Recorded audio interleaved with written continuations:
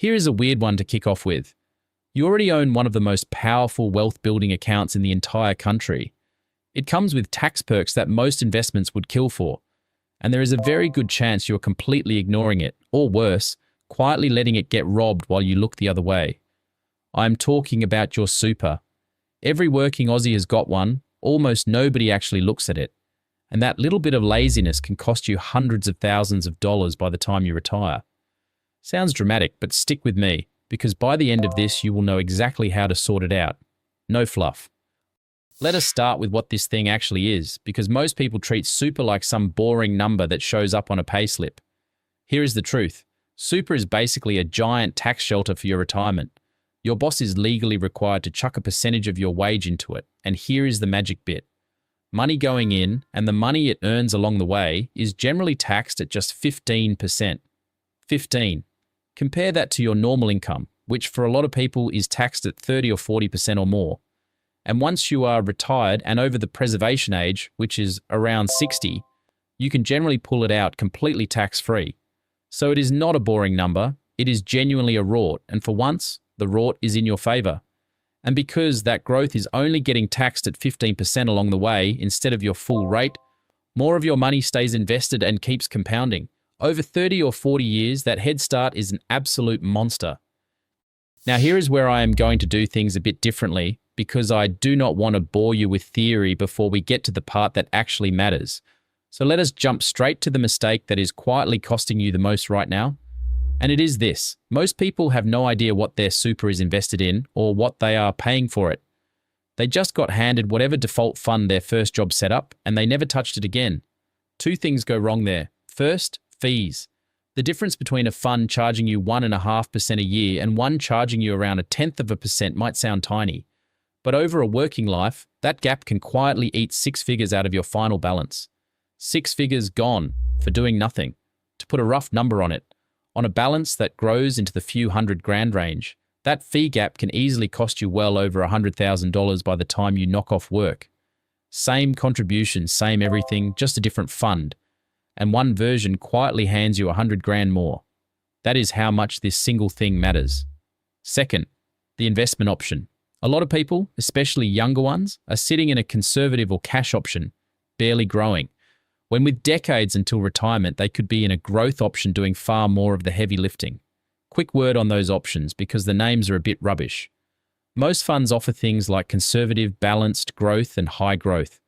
Roughly speaking, the more years you have got before retirement, the more growth you can generally handle because you have got time to ride out the bumps. A 25-year-old parked in cash is basically leaving money on the table. So before anything else, the single highest value thing you can do is log into your fund and check two things. What am I paying and what am I actually invested in?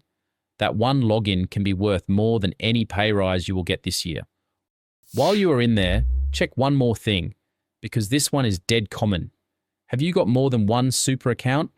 Loads of Aussies have 3 or 4 scattered from old jobs, each one charging its own set of fees, and some quietly draining your balance with insurance you did not even know you had.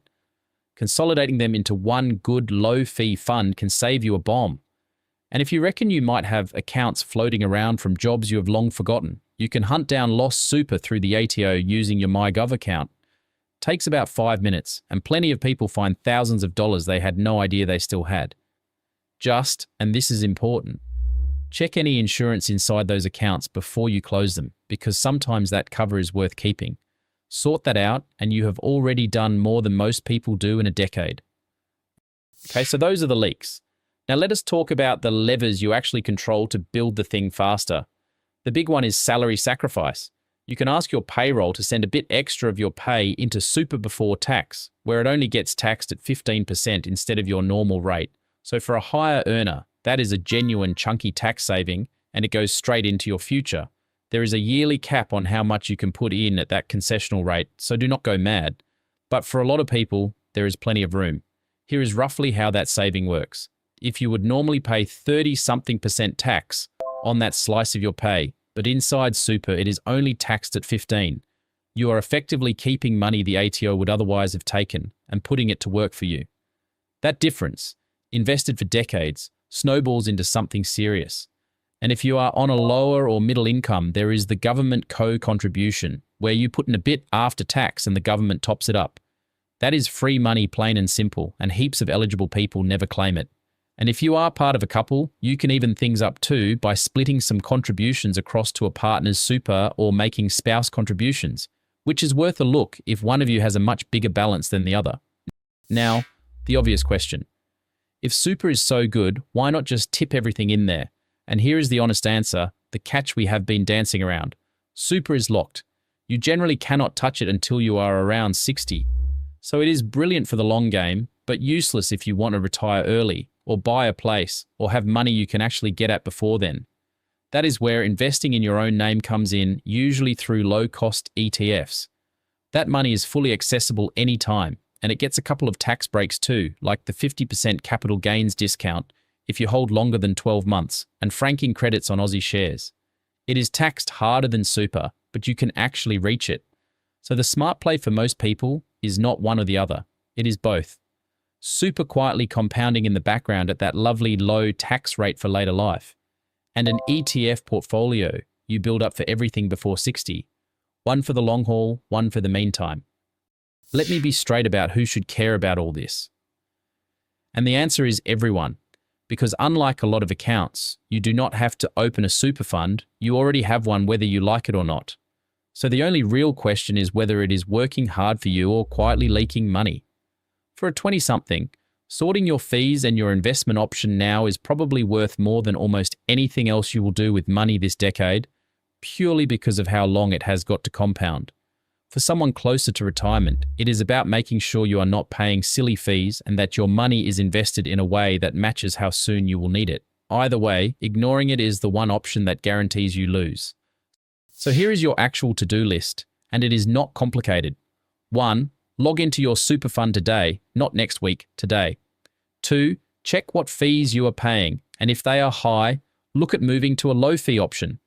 3. Check your investment option and make sure it actually suits your age and how long until you retire. 4. Hunt down any old super accounts and consolidate them after checking the insurance. And 5. If you can spare it, look at salary sacrificing a little extra or grabbing that government co-contribution. Do those 5 things and you are miles ahead of the average person who will retire with far less simply because they never bothered to look.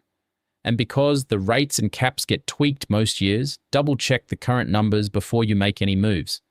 Then just make it a habit to give your super a once over every year, same as you would a smoke alarm. 5 minutes once a year and it stays on track. Look, super is the most boring, unsexy topic in personal finance. I get it. But it might quietly be the biggest pile of money you ever own. And the difference between paying attention and not is life-changing. So do not leave it on autopilot. Give this a like if it gave you a nudge. Subscribe if you want the rest of your money sorted the same no-nonsense way. And go log into your super right now before you forget. And just check those fees. Future you, sipping a coffee somewhere nice in retirement, will be seriously grateful. Catch you next time.